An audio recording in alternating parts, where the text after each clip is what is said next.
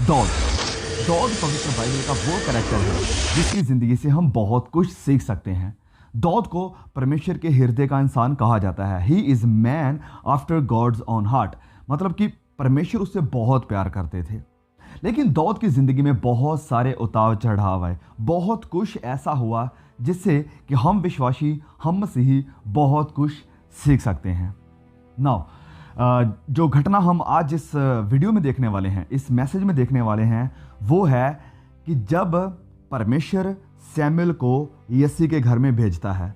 यसी दौद का पिता। परमेश्वर ने सैमुएल को यसी के घर में क्यों भेजा? क्योंकि जो इजरायलियों का पहला राजा था शाऊल, वो परमेश्वर के प्रति वफादार नहीं रहा है, वो सही नहीं है इजराइल का राजा होने के लिए, इसलिए परमेश्वर ने उसे रिजेक्ट कर दिया है। और परमेश्वर सैमुएल से कहते हैं कि मैंने ऑलरेडी एक ऐसे इंसान को देख लिया है जिससे मैं प्रसन्न हूँ, जो मेरी इच्छा के अनुसार चलता है और जो इजराइल का आने वाला राजा होगा। तो सैमुएल परमेश्वर की इस बात को सुनकर यसी के घर में यानी दौद के घर में आता है। और जब वह आता है तो क्या बातचीत होती है, चलिए हमारा सिनेरियो, हमारी कहानी अब यहाँ पर शुरू होती है। पहला सैमुएल अध्याय 16 वचन 6 से हम पढ़ेंगे। जो सैमुएल है ऑलरेडी यसी के घर में आ चुका है और सैमुएल यसी से कहता है कि अपने बेटों को बुला और उनमें से मैं देखूंगा वो इंसान को जिसे परमेश्वर ने चुना है मसा होने के लिए, जिसे परमेश्वर ने चुना है इजरायलियों का नेक्स्ट राजा होने के लिए। तो क्या लिखा है वचन 6 से, जब वह आए यानी यसी के बेटे दौद के बड़े भाई, जब वह आए तो उसने एलियाब पर दृष्टि करके सोचा है। एलियाब कौन है? दौद का सबसे बड़ा भाई। एलियाब पर जब सैमुएल ने दृष्टि करके उसे देखा तो सोचा कि निश्चय ये जो यहोवा के सामने है वही उसका अभिषिक्त होगा। मतलब सैमुएल इंसानों की दृष्टि के अनुसार देख रहा है कि जो एलियाब है वो सबसे बड़ा है, हाइट भी बहुत बढ़िया है, जैसे परमेश्वर के राजा चाहिए ये वैसा ही है। तो सच में निश्चय यही होगा जिसे परमेश्वर ने अभिषिक्त किया है, जिसे परमेश्वर ने चुना है। लेकिन वचन 7 में परमेश्वर सैमुएल से क्या कहते हैं? परंतु यहोवा ने सैमुएल से कहा, ना तो उसके रूप पर दृष्टि कर और ना उसके कद की ऊंचाई पर। मतलब कि जो सैमुएल था वो उसके रूप को देखकर, उसके जो बाहरी लिबास था, उसकी जो हाइट थी, उसे देखकर ये जज कर रहा था कि यही परमेश्वर का मसा किया हुआ बंदा है जो इजराइल के ऊपर राज्य करेगा। वचन कहता है परमेश्वर ने कहा कि ना तो उसके रूप पर दृष्टि कर, ये ना देख वह कितना खूबसूरत है, कितना सुंदर है, ये ना देख कि उसकी ऊंचाई कितनी है, उसका कद क्या है, क्योंकि मैंने उसे अयोग्य जाना है। ही इज़ नॉट एबल, क्योंकि यहोवा का देखना मनुष्य का सा नहीं है।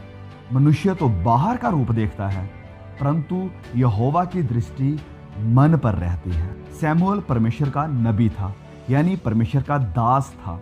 बहुत देर से वह मिनिस्ट्री में था, बहुत देर से वह सेवकाई में था, लेकिन फिर भी वह धोखा खा जाता है।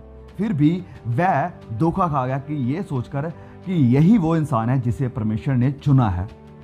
नाउ एक चीज मैं यहाँ पर बताना चाहता हूँ कि हो सकता है कई बार परमेश्वर के चुने हुए लोग, अभिषिक्त दास भी आपको देखकर गलत समझे।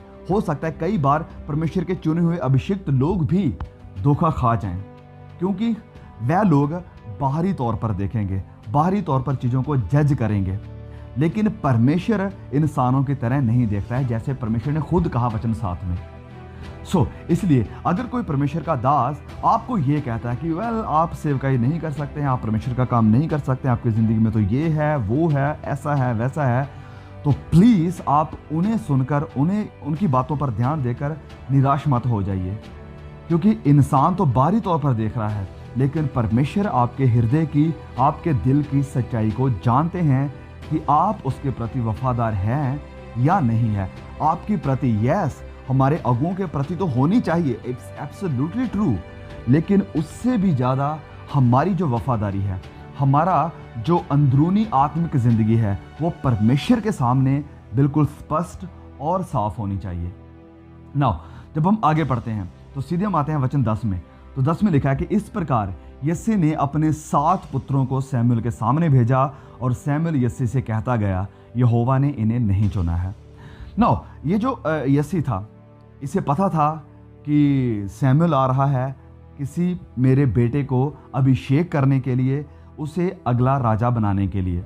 इसलिए वो जो उसके सबसे बड़े बेटे थे, 7 बेटे, उन्हें सैमुअल के सामने लेकर आता है कि वेल यही हैं जो मेरे हिसाब से हो सकते हैं, क्योंकि इनमें बुद्धि है, ये बड़े हैं, ये समझदार हैं, तो इन्हीं में से एक कोई होगा जो कि इज़राइल का अगला राजा बनेगा।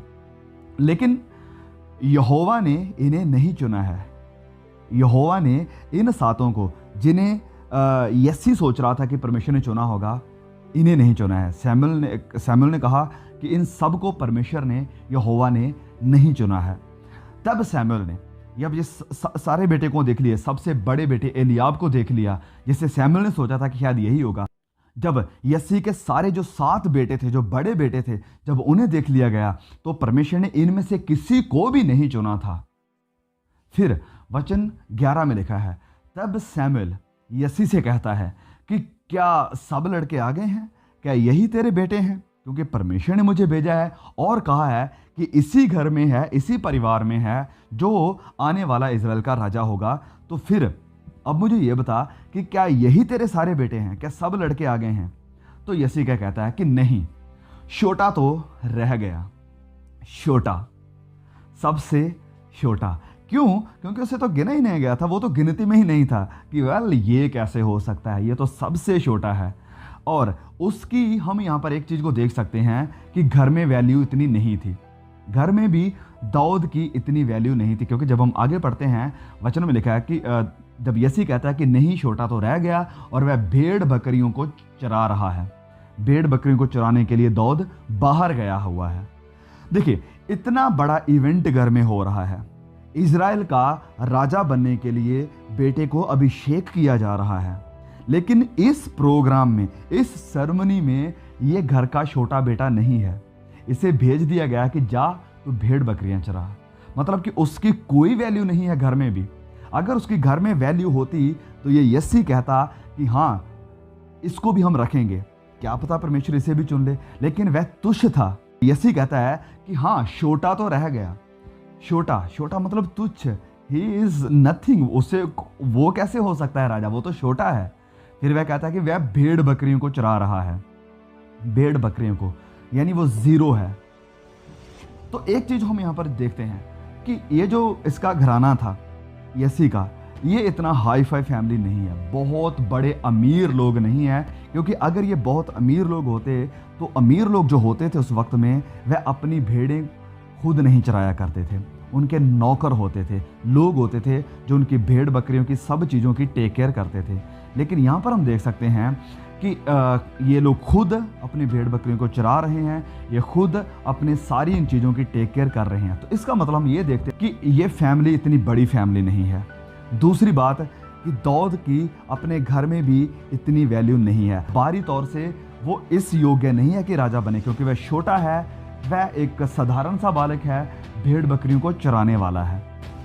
तो अगर इंसानी पर्सपेक्टिव से देखा जाए तो दाऊद को लोगों ने रिजेक्ट कर दिया है ऑलरेडी।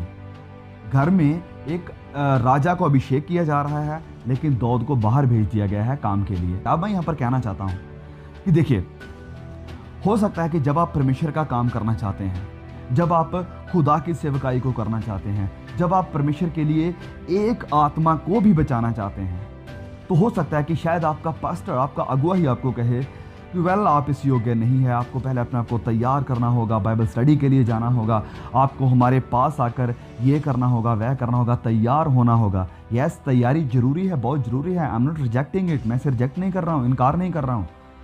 लेकिन आप इंसानों की बातों में आकर डिस्करेज मत हो जाइए, क्योंकि इंसान तो परमेश्वर कहता है कि बाहरी तौर पर देखता है, लेकिन परमेश्वर मन को देखता है।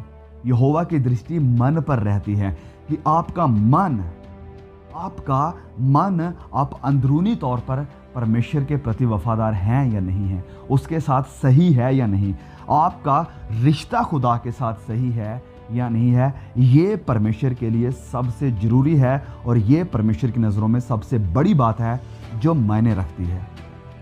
क्योंकि सेवकाई में आने के लिए, परमेश्वर का काम करने के लिए आपको किसी इंसान के अप्रूवल की ज़रूरत नहीं है, आपको परमेश्वर के अप्रूवल की ज़रूरत है। और परमेश्वर का अप्रूवल आपके ज़िंदगी में, मेरी ज़िंदगी में तभी आता है जब हम सच्चे मन से खुदा की सेवकाई को करना चाहते हैं, जब हम सच्चे मन से परमेश्वर के लिए कुछ करना चाहते हैं, जब हमारा रिश्ता उसके साथ सही है, जब हम परमेश्वर के साथ वफादार हैं।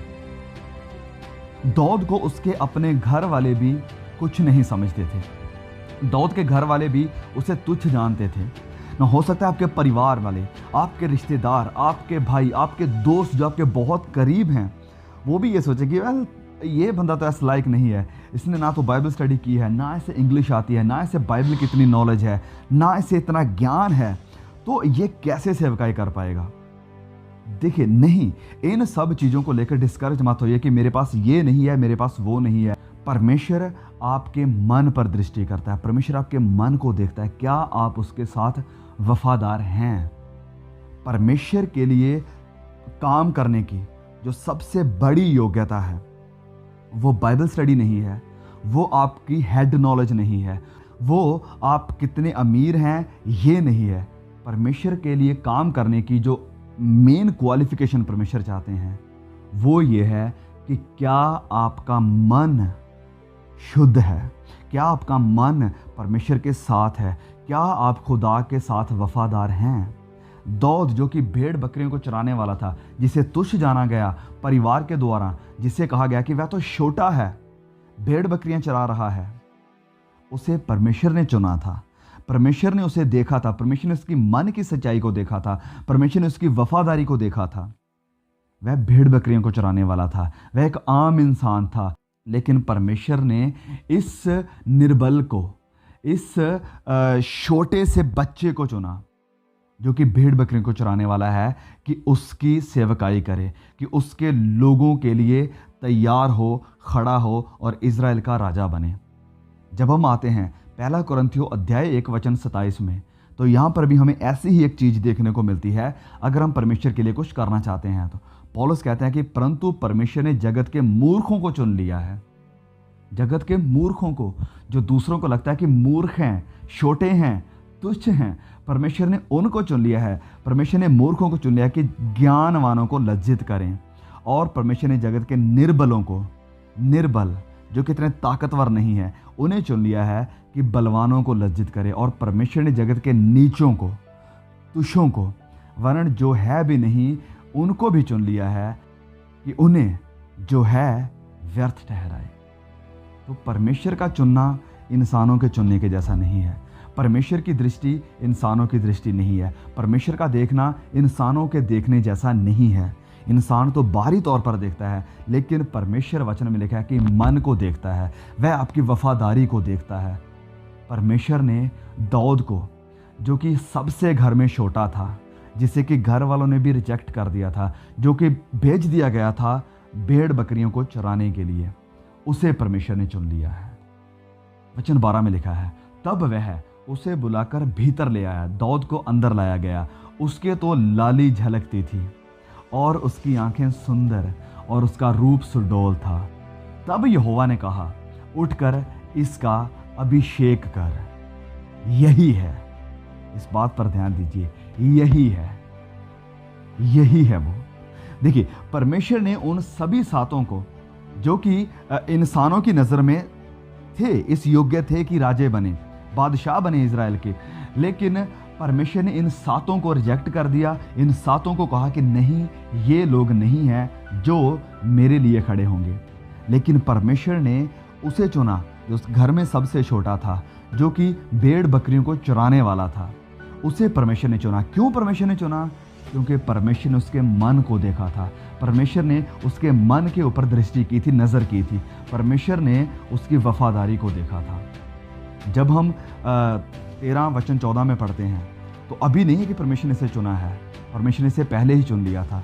वचन 13 में जब पीछे जाते हैं 2 वचन, तो वहाँ पर लिखा है अध्याय 13 वचन 14 में, परंतु अब तेरा राज्य बना ना रहेगा। सैमुअल बात कर रहा है सौल के साथ, तो कहता है कि तेरा राज्य भी बना नहीं रहेगा। यहोवा ने अपने लिए एक ऐसे पुरुष को ढूंढ लिया है, एक ऐसे पुरुष को ढूंढ लिया है जो उसके मन के अनुसार है।